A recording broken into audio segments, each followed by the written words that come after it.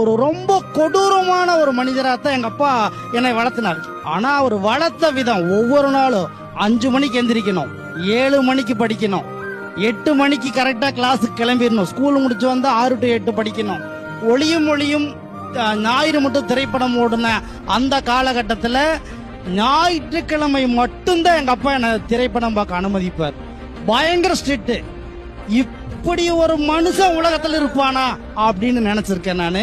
இப்படி ஒரு ஸ்ட்ரிக்டான ஒரு மனிதரா இந்த வாழ்க்கையே வேணாண்டான்னு நான் நினைச்சுக்கிறேன். அந்த மாதிரி சின்ன வயசுல இருந்தே ரொம்ப ஸ்ட்ரிக்ட்.